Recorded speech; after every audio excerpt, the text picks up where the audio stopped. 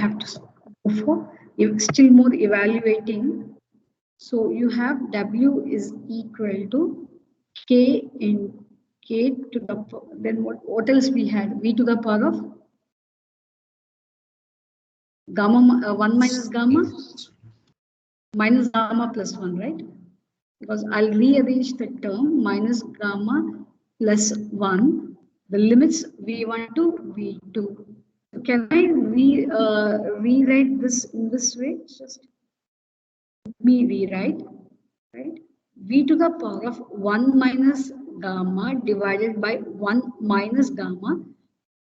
Still, I have not applied the limits. So W becomes equal to K divided by 1 minus gamma into V to the power of 1 minus gamma. Then it takes the limit V1 to V2.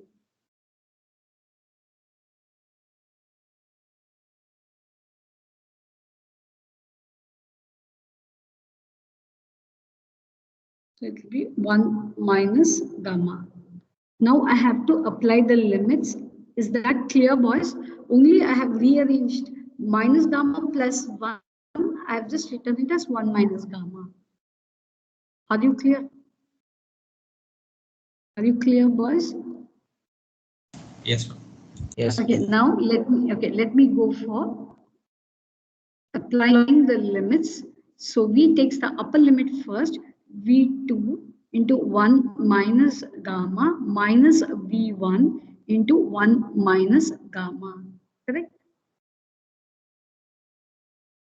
Right, boys? So one more rearrangement. What we'll do is we'll take a negative sign outside 1 minus gamma so that it becomes V1 into 1 minus gamma minus V2 into 1 minus gamma. Can I take a negative sign outside? Yes, ma'am. Okay, now one more rearrangement was this negative sign and this L. So W becomes equal to K divided by gamma minus 1 into V1 into 1 minus gamma minus V2 into 1 minus gamma. And then I'll take K inside the brackets. So 1 by, so K V1 1 minus gamma minus K into V2 to the power of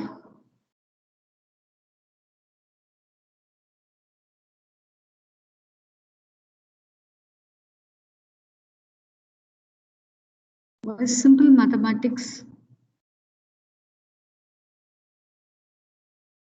7B, are you able to get this? Yes, ma'am. Yes, ma'am. Okay.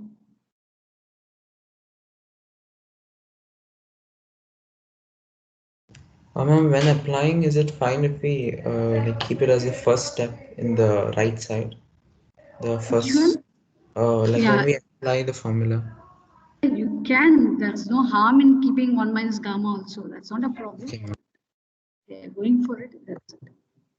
The only thing is that now K has to be replaced in terms of P and V. Only thing, next step is you have to replace the value of K in terms of P and V. That will do the last part, then this chapter gets over.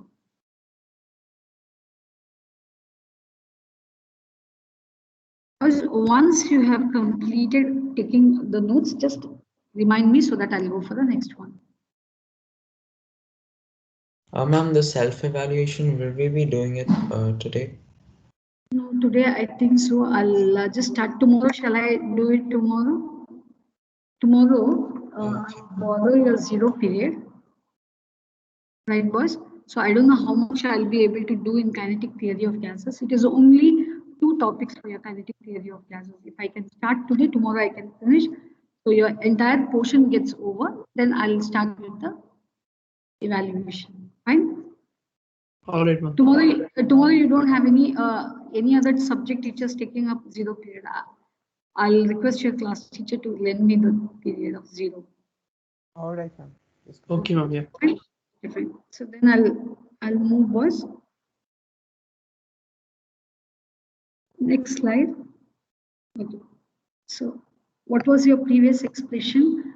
Previous expression W was 1 by gamma minus 1 k v1 to the power of gamma minus 1 minus k v2 to the power of gamma minus 1. Right? So now initially for adiabatic is also can you upload the PPTs? okay, I'll do. For adiabatic process, for all your adiabatic processes, what is the general expression? PV raised to the power of gamma is equal to K. Or else I can write P1 V1 raised to the power of gamma is equal to P2 V2 to the power of, because K is a constant. It was. So I need to substitute for K. Let me substitute for K in terms of P and V. So W becomes equal to 1 by gamma minus 1 into, instead of K, I can write P1 V1 V1 to the power of gamma minus 1 minus P2 V2 and V2 to the power of gamma minus I think 1. it is P1 V1 raised to gamma, right? Because in the K it's P1 V1 raised to Is gamma. it 1 minus gamma? Sorry, boys. I think so. Yes, ma'am. It's 1 It's minus 1 minus gamma. gamma. 1 minus gamma. Here also it is 1 minus. So I can. So 1 minus gamma, it will be 1 minus gamma.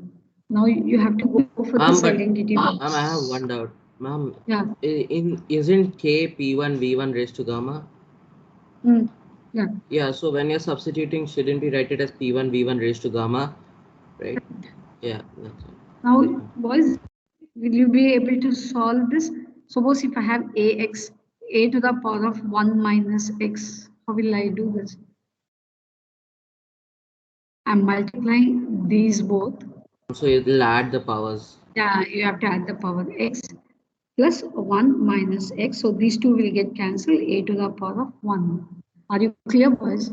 So I'm multiplying v1 raised to the power of gamma into v1 raised to the power of 1 minus gamma. When I'm multiplying, I have to add the powers. So w becomes equal to 1 by gamma minus 1 into p1, v1, anyway, I'll just gamma, right, plus 1 minus gamma minus P2, V2 to the power of gamma plus 1 minus gamma.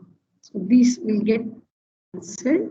So W becomes equal to 1 by gamma minus 1 into P1 V1 minus P2 V2. This is the work done in an adiabatic process.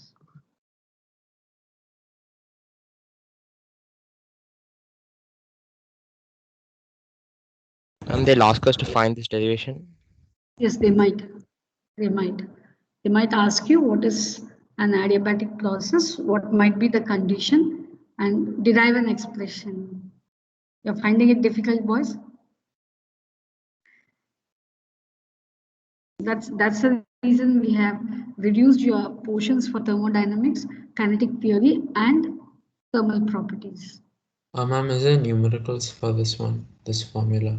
Numerical, you will get numericals also, but because if you know the formula, you need to apply. We'll do, because I have to do numericals once again from waves, oscillations, and scatter. So when we start your revision, then we'll start doing it. So revision, I'll start. So revision, I'll start doing it. Yeah. Tomorrow, let me see, boys, because I have to, at least it will take 20 minutes for self-assessment, right? And little bit of the last topic which needs to be completed. So I need to borrow your 0 period. So that's it. I'll start. Value of gamma will be given, right? Gamma will be given. Yes, boys. It will be given. Ma'am, in the previous one, in the previous formula, there's, I think there's log. So should we know how to take log from the table? Log values, log. So such complicated one right now will not be given for you. If it is log 10 base, you can go for your logarithm table.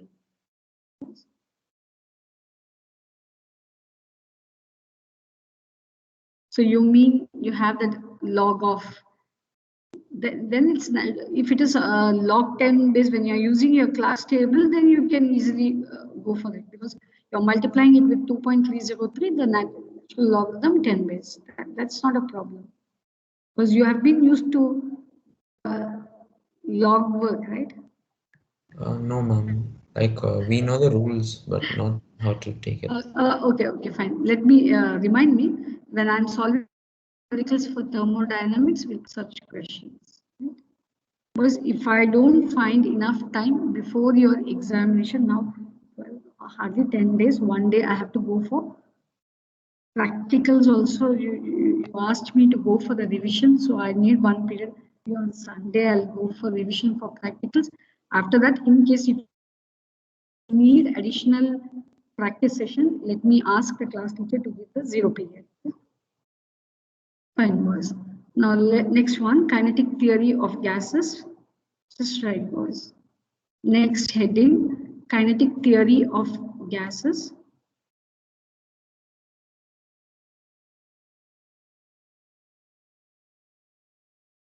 It happens every academic year.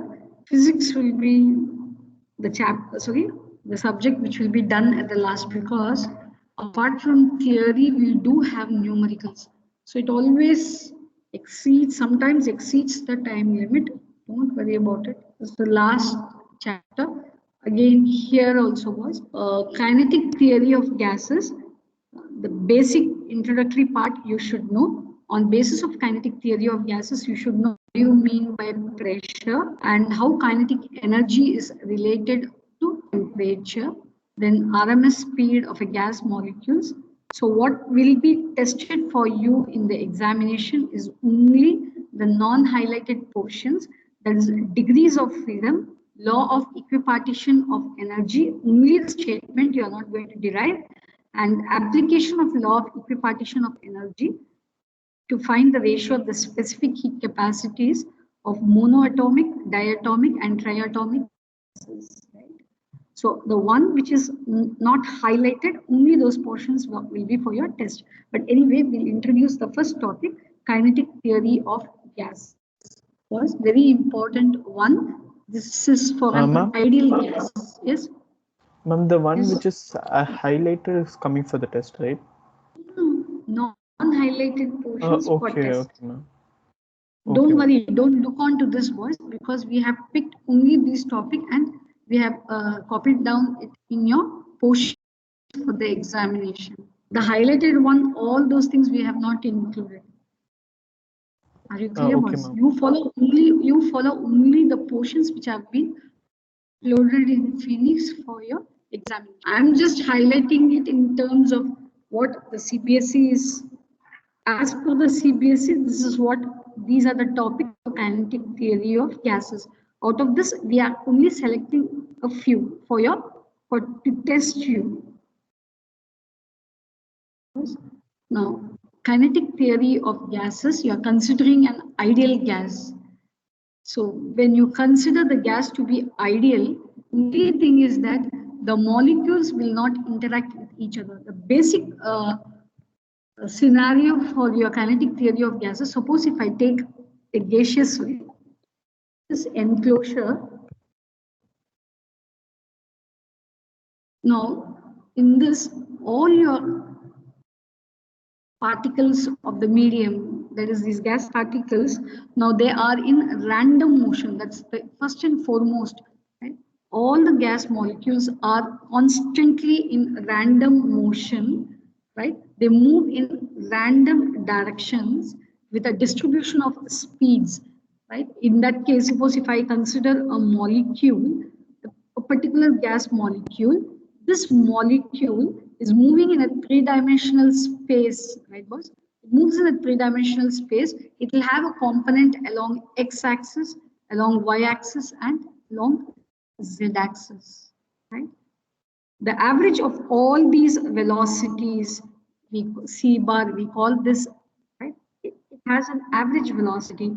Each and every molecule, gas molecules, will have an average velocity because it has different components along different directions.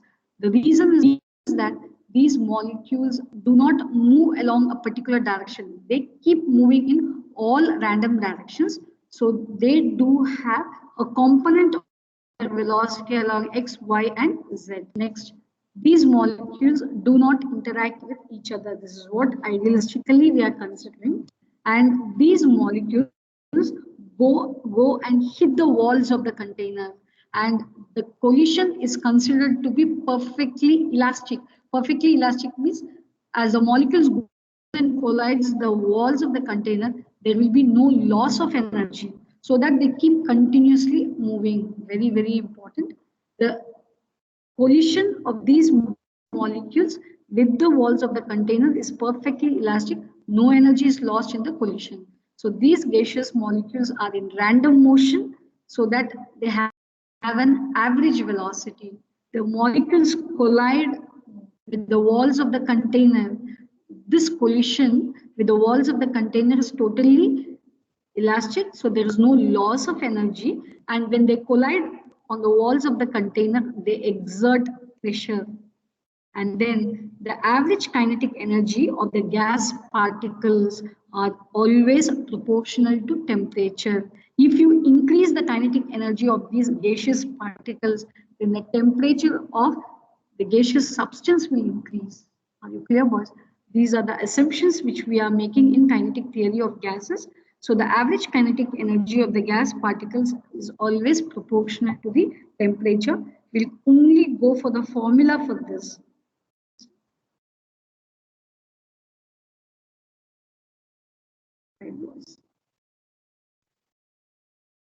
Just right. This might be the introductory part. The average, just right, boys. The average kinetic energy of the gas particles. The average kinetic energy of the gas particles is proportional to its temperature. It's proportional to its temperature. The average kinetic energy of the gas particles is proportional to its temperature.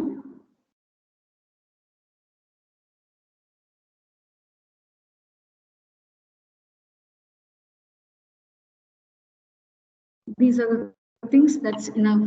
So the average kinetic energy of 1 mole of a gas, you know what is 1 mole of a gas? It contains how many molecules? Just 1 mole. Okay, Avogadro's number of. Okay, right. So 1 mole of a gas, the average kinetic energy of a 1 mole of a gas, boys, you need not derive the expression. You should know. This is what the expression for average kinetic energy of 1 mole of a gas. Now, average kinetic energy of 1 molecule of the gas, what is that? You have to divide it by N. What is that N? Avogadro's number. Because in 1 mole of a gas, you have these many gaseous molecules.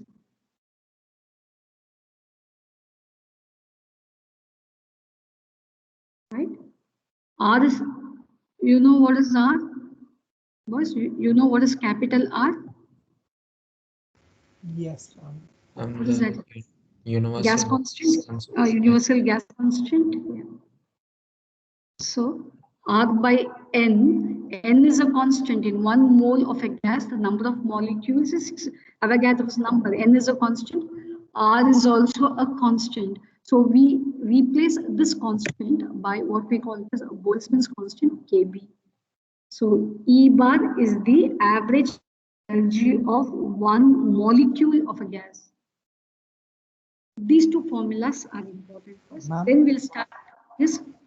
If the molecules has two moles, so we'll have to do it by 2n. Yes, correct.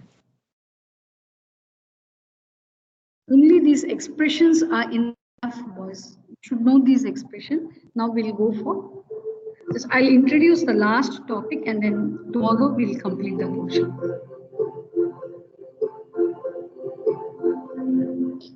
Now, what is important for you is degrees of freedom. Degrees of freedom is that, see, you can have a diatomic gas, you can have a monoatomic gas, you can have a triatomic gas.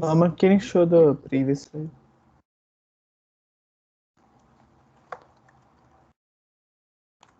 Yes, ma'am. Okay, boys, I'll just introduce the concept and I'll move. Degrees of freedom. Now, what is degrees of freedom? Suppose if I have a monoatomic gas,